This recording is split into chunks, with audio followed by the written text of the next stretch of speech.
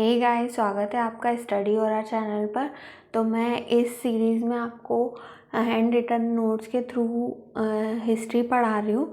तो सिंधु घाटी सभ्यता के 2 लेक्चर्स ऑलरेडी अपलोडेड हैं, तो आप चाहें तो वो लेक्चर्स भी देख सकते हैं। ये 3rd लेक्चर है जिसमें हम लोग 1 लाइनर फैक्ट्स पढ़ेंगे सिंधु घाटी सभ्यता के। तो 2 लेक्चर ऑलरेडी अपलोडेड हैं, आप चैनल पर जाके देख सकते हैं। और एक और लेक्चर है जिसमें मैंने ऑब्जेक्टिव्स लिए हैं, MCQ लिए हैं सिंधु घाटी सभ्यता के। बस अब ये 1 लाइनर फैक्ट्स बचे हैं जो हम लोग फटाफट इस लेक्चर में देख लेंगे। और इसके बाद सिंधु घाटी सभ्यता के समकालीन जो सभ्यताएं चल रही थी, मेसोपोटामिया सभ्यता हो गई, पीली नदी या चीनी सभ्यता, इसके बारे में कुछ फैक्ट्स पढ़ लेंगे। क्योंकि ये इम्पॉर्टेंट इसलिए हैं क्योंकि ये सिंधु घाटी सभ्यता से व्यापार कर रही थी, तो इनके बारे में थोड़ी जानकारी होना ज़रूरी है। तो चलिए आज का लेक्चर स्टार्ट करते हैं। तो सबसे पहले सिंधु घाटी के लोग लोहे से परिचित नहीं थे, तो लोहे की खोज हुई है वैदिक काल के समय। सिंधु घाटी सभ्यता जो है ये आद्य ऐतिहासिक काल से बिलोंग करती है। तो आद्य ऐतिहासिक काल में लोहे की जो खोज है वो नहीं हुई थी, कांसे की खोज हुई थी, इसलिए कांस्य युगीन भी बोला जाता है सिंधु घाटी सभ्यता को। इसके बाद शेर और गाय के होने के साक्ष्य नहीं मिले हैं, इनका जो चित्र है वो मोहरों पर भी नहीं मिला है। इसके बाद मनोरंजन के लिए शतरंज खेला करते थे ये लोग। इसके बाद अर्थव्यवस्था जो थी वो कृषि आधारित थी, और कृषि में ये गेहूँ और चावल मेन फसलें इनकी मानी जाती थी। एक श्रृंगी पशु का अंकन मोहरों पर सबसे ज़्यादा है। एक श्रृंगी मतलब एक सींग वाला जानवर जो है वो सबसे ज़्यादा इनकी मोहरों पर अंकित है। इसके बाद फारस मेसोपोटामिया ईरान से व्यापार किया करते थे, काय का कपास का व्यापार किया करते थे। तो हमने ऑलरेडी देख चुके हैं पिछले लेक्चर में कि लोथल जो है वहाँ पर हमें फारस की जो मोहरें हैं वो मिली हैं। उससे पता चलता है कि मेसोपोटामिया से व्यापार किया जाता था। इसके बाद मेसोपोटामिया इंस्क्रिप्शन में भारत को मेलूहा कहा जाता है। ये याद रखिए, क्या कहा जाता है? भारत को मेलूहा कहा जाता है। इसके बाद इस सभ्यता का जो क्षेत्रफल है वो 3 लाख वर्ग किलोमीटर में फैला हुआ था। तो क्षेत्रफल कितने किलोमीटर में फैला हुआ था? 3 लाख वर्ग किलोमीटर में। और ये त्रिभुजाकार सभ्यता थी जो त्रिभुजाकार में बसी हुई थी। जब मैप में, इंडिया के मैप में ड्रॉ करते हैं, स्टेट्स देखते हैं, तो ये त्रिभुजाकार बनता है। तो इसीलिए इसको बोला जाता था कि ये सभ्यता त्रिभुजाकार में बसी हुई थी। इसके बाद सिंधु सभ्यता में कुल कितने 350 स्थल मिले हैं, जिनमें से 200 स्थल केवल कहाँ पर है? गुजरात में। तो सबसे ज़्यादा स्थल कहाँ है? गुजरात में, सिंधु घाटी सभ्यता के। अब सिंधु सभ्यता विश्व की पहली नगरीय सभ्यता थी। तो सिंधु सभ्यता क्या थी? विश्व की पहली नगरीय सबसे डेवलप्ड सभ्यता मानी जाती है सिंधु सभ्यता को। जबकि विश्व की पहली सभ्यता कौन सी थी? तो वो मेसोपोटामिया ईरान की सभ्यता थी, जो फारस हम पढ़ते हैं वो। इस पर ये क्या थी? ग्रामीण सभ्यता थी। तो ये 10,000 साल पहले बसी हुई थी, 10,000 BC। और इसका टाइमलाइन है 10,000 BC, और इसका है 2000 BC। तो 8,000 साल पहले की सभ्यता है ये मेसोपोटामिया सभ्यता। सिंधु घाटी सभ्यता से 8,000 साल पहले की सभ्यता। इसके बाद सिंधु सभ्यता की जानकारी सबसे पहले किसने दी थी? तो चार्ल्स मैसन ने दी थी 1826 में। कौन ने दी? चार्ल्स मैसन ने दी 1826 में। याद रखिए कि सबसे पहले जानकारी किसने दी? चार्ल्स मैसन ने। इसके बाद सिंधु घाटी सभ्यता का सर्वेक्षण किसने किया था सबसे पहले? तो जेम्स कनिंघम ने किया था 1853 में। कब किया था? 1853 में किया था।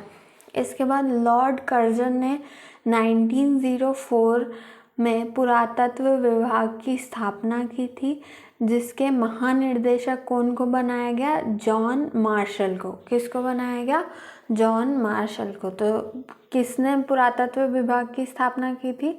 लॉर्ड कर्जन ने की थी। इसके बाद दयाराम साहनी ने पहली खुदाई की थी, इसीलिए हम बोलते हैं कि हड़प्पा सिटी की खोज किसने की? तो दयाराम साहनी ने की।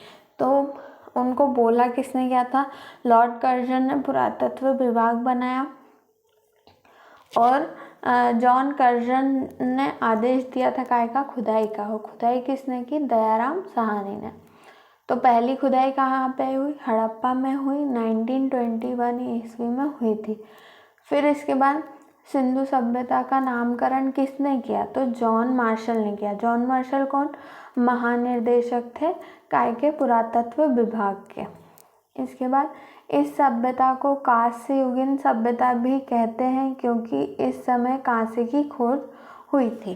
काय की खोज हुई थी? तो कांस्य की खोज हुई थी इस समय पे। अब इसके बाद इस सभ्यता की लिपि पढ़ी नहीं जा सकती है। ये लिपि दाएं से बाएं की ओर लिखी गई है। तो ये लिपि कहाँ से? दाएं से बाएं की ओर लिखी गई लिपि है।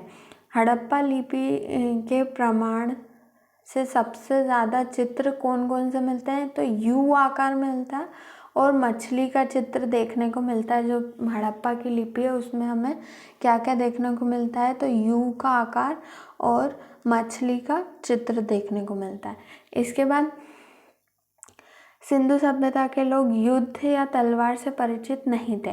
तो मोहनजोदाड़ो में जब हम डेड बॉडीज देखते हैं या मृतकों का टीला भी कहा जाता है मोहनजोदाड़ो को, तब ऐसा लगता है कि या तो किसी युद्ध के कारण हुआ हो, युद्ध के कारण जो इस सभ्यता है उसका विनाश हुआ हो, पर बाद में ये देखा जाता है कि कोई भी हथियार नहीं मिला है इस सभ्यता में। ना तलवार मिली है, ना कोई अदर जो हथियार होते हैं वो नहीं मिले हैं। तो युद्ध का तो कोई साक्ष्य मिले नहीं है। युद्ध या तलवार से परिचित नहीं थे ये। सिंधु सभ्यता में मिट्टी के बर्तन में लाल रंग का उपयोग किया जाता था। तो लाल रंग का उपयोग किया जाता था तो उसको टेराकोटा कहा जाता था। ठीक है, तो उसको क्या बोला जाता था? टेराकोटा। मिट्टी के जो बर्तन है वो लाल रंग के होते थे और उनको बोला जाता था टेराकोटा।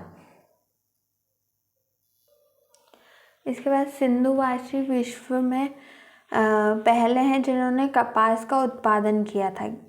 किसका उत्पादन किया था? कपास का उत्पादन किया था। सिंधु घाटी के लोग कृषि भी करते थे और पशुपालन दोनों ही किया करते थे। इनका पसंदीदा वृक्ष कौन सा था? तो पीपल था। इनका पसंदीदा जानवर जो था वो सांड या वृषभ, सांड को ही वृषभ कहा जाता है। इनका पसंदीदा जो पक्षी हुआ करता था वो क्या था? बतख था।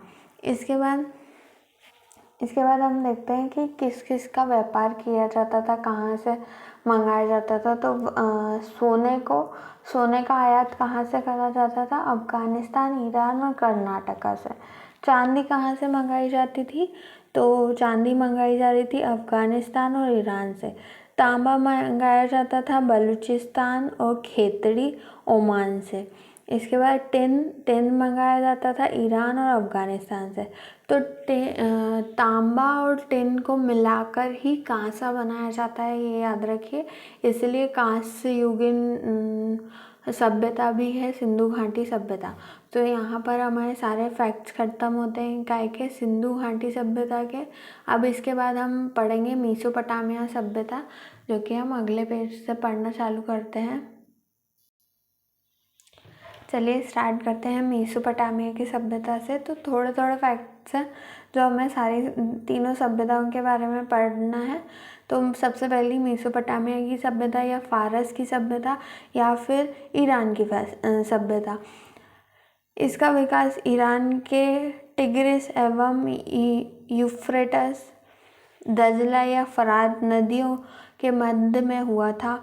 तो टिग्रिस एवं यूफ्रेटस कौन सी नदी है? टिग्रिस एवं यूफ्रेटस नदियों के मध्य हुआ था। 10,000 ईसा पूर्व माना जाता है ये कब बसी? तो 10,000 ईसा पूर्व बसी।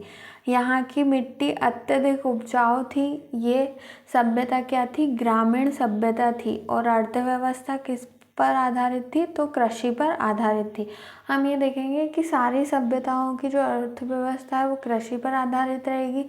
कृषि पर ही मेन अर्थव्यवस्था आधारित रहती है। आज भी हम देखते हैं तो मोस्टली अर्थव्यवस्था काय पे आधारित है? कृषि पर ही आधारित होती है। इस समय के मंदिरों को क्या कहा जाता था? तो जिगुरत कहा जाता था। क्या कहा जाता था? जिगुरत कहा जाता था। तो बस इतने ही फैक्ट्स हैं जो हमें पढ़ना है कि कहाँ था मेसोपोटामिया सभ्यता, कहाँ की थी? तो ईरान की थी। कौन सी नदी के किनारे बसी थी? तो टिग्रिस और यूफ्रेटस नदी के बीच में बसी हुई थी। 10,000 ईसा पूर्व थी और ग्रामीण सभ्यता थी, कृषि आधारित थी। बस इतने फैक्ट्स बहुत है। अब इसके बाद हम चलते हैं मिस्र की सभ्यता पे। तो मिस्र की सभ्यता में सबसे पहला हम देखेंगे कि मिस्र की सभ्यता कौन सी नदी के किनारे बसी थी? तो नील नदी के किनारे पर विकसित हुई सभ्यता कौन सी थी? मिस्र की सभ्यता थी। या फिर इजिप्शियन सभ्यता भी कहा जाता है मिस्र की सभ्यता को। इसके बाद इसे नील नदी का उपहार भी कहा जाता है। तो मिस्र नदी को क्या कहा जाता है? नील नदी, मिस्र सभ्यता को नील नदी का उपहार भी कहा जाता है। तो ये लगभग 300 ईसा पूर्व से 30 ईसा पूर्व तक चली थी। कब तक चली थी? 300 ईसा पूर्व से लेकर 30 ईसा पूर्व तक चली थी। इसके बाद नील नदी के कारण ही क्या थी? भूमि उपजाऊ थी बहुत। इसके बाद इनके जो शासक का नाम, शासक को फराओ बोला जाता था। क्या कहा जाता था? फराओ कहा जाता था। फराओ को देवता का प्रतिनिधि माना जाता था। क्या माना जाता था? देवता का प्रतिनिधि माना जाता था। अब क्या क्या मेन उपलब्धि थी? तो गणित और ज्योमेट्री में बहुत अच्छे थे। पिरामिड निर्माण हमने देखा, मतलब पिरामिड्स देखते हैं हम एग्जाम्पल में। तो गणित और ज्योमेट्री में बहुत अच्छे थे। इसके बाद इनका उन्नत चिकित्सा विज्ञान था। चिकित्सा विज्ञान इनका खुद का बहुत अच्छा और उन्नत चिकित्सा विज्ञान रहा है। तो मिस्र का वापस से पढ़ते हैं। तो मिस्र सभ्यता नील नदी के किनारे, नील नदी का उपहार भी कहा जाता है। 300 ईसा पूर्व में बसी, 30 ईसा पूर्व तक। इसके बाद नील नदी के कारण उपजाऊ भूमि रही है। फराओ शासक को कहा जाता है। फराओ को देवताओं का प्रतिनिधि कहा जाता है। गणित और ज्योमेट्री में बहुत अच्छे रहे हैं, इसलिए पिरामिड निर्माण हम देखते हैं। इसके बाद उन्नत चिकित्सा विज्ञान भी इनका रहा है। फिर इसके बाद कैलेंडर के 365 डेज का जो ज्ञान है वो भी मेसोपोटामिया सभ्यता के लोगों के पास था। तो यहीं पे मेसोपोटामिया मिस्र की सभ्यता ख़त्म होती है। इसके बाद चीनी सभ्यता के कुछ फैक्ट्स देखते हैं। तो चीनी सभ्यता का विकास होंगहो नदी या फिर पीली नदी भी कहा जाता है, या यांगत्से नदी भी कहा जाता है। तो कौन सी? होंगहो नदी, पीली नदी और यांगत्से नदी के किनारे पर हुआ था चीनी सभ्यता का निर्माण। तो ये 1600 ईसा पूर्व माना जाता है इसका आरंभ। तो ये सबसे बाद में बनी थी। सिंधु घाटी सबसे पहली सभ्यता कौन सी? मेसोपोटामिया सभ्यता, क्योंकि वो 10,000 साल पहले की थी। इसके बाद की कौन सी सभ्यता? 3,000 साल पहले मिस्र की सभ्यता। फिर आई सिंधु घाटी सभ्यता, फिर आई चीनी सभ्यता। इसके बाद चित्रित लिपि थी। तो आइडियोग्राफिक मतलब चित्र के थ्रू लिपि बनी थी, जैसे सिंधु घाटी सभ्यता की वैसे इसकी थी। फिर कृषि मुख्य थी, चावल और गेहूं की कृषि हो रही थी। फिर इन्होंने क्या क्या उपलब्धि थी? तो कागज, कंपास, बारूद और मुद्रण कला इन्होंने दी।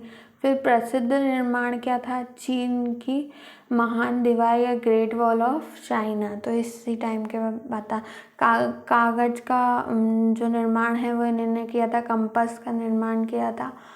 तो ये इतने जो फैक्ट्स हैं वो कहाँ के हो गए, तो चीनी सभ्यता के फैक्ट्स हो गए। तो यहीं तक हम लोगों का आज का लेक्चर यहीं तक का है।